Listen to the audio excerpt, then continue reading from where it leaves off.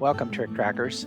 I'm Scott Taggart, and I've created a series of videos to walk you through the creation and use of the TrickTracks custom navigation maps for Garmin GPS devices. I'm making these videos from the world headquarters of the TrickTrack Development Labs. Let's get started. Welcome, Trick Trackers. In previous videos, we showed you how to create a TrickTracks map and how to load it onto your Garmin device.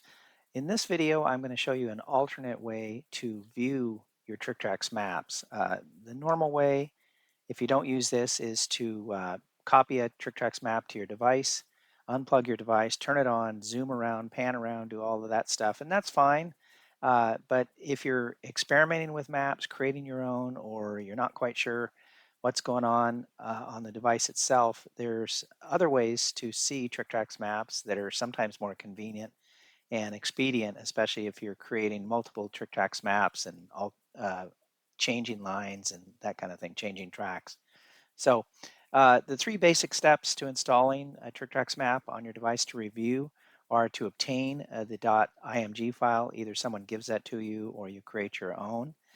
Then you use the Windows Explorer to copy the map to your device. Now you plug your device in first.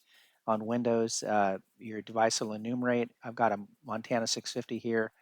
We go to the Garmin folder, look at it, and I've got a few image files here already, TrickTracks maps already loaded.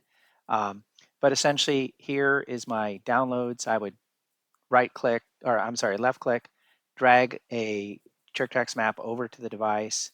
It'll copy it, and then you can eject the device and then turn it on, zoom around, pan around, and find the map. So let me show you an alternative way to do this to see the maps and that. So we'll go over, leaving the device plugged in, we'll go over to Basecamp.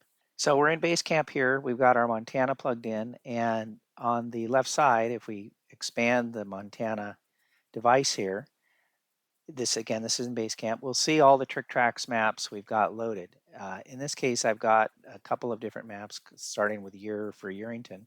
If I double click on one of these, TrickTracks will highlight it. Now in this case, I'm zoomed out so far it won't show, so I'm going to roll the mouse wheel and zoom in, and there's this TrickTracks map.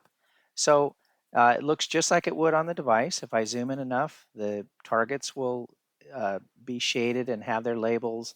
You can see the fat lines in that. Let's see, you can ultimately see the mileage markers. Let me see if I can find one here. Should be there. We are. We zoom in enough and they'll highlight, and you can see their labels too. Now they look a little bit different on the device. These labels are bigger and more prominent.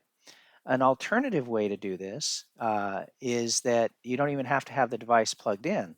If you have an SD chip reader, which you can buy on Amazon for a few bucks and buy a few cheap SD chips, you can copy the TrickTracks map straight to the SD chip. Let me show you that. I've got an SD chip plugged into this device, into my PC. It happens to be called TrickTracks. I just labeled it that. And I have a folder called Garmin, coincidentally enough. So this is sort of like a device, but it's just an SD chip reader. And again, I can copy TrickTracks maps to that SD chip. Sure, we'll replace them. That's fine. And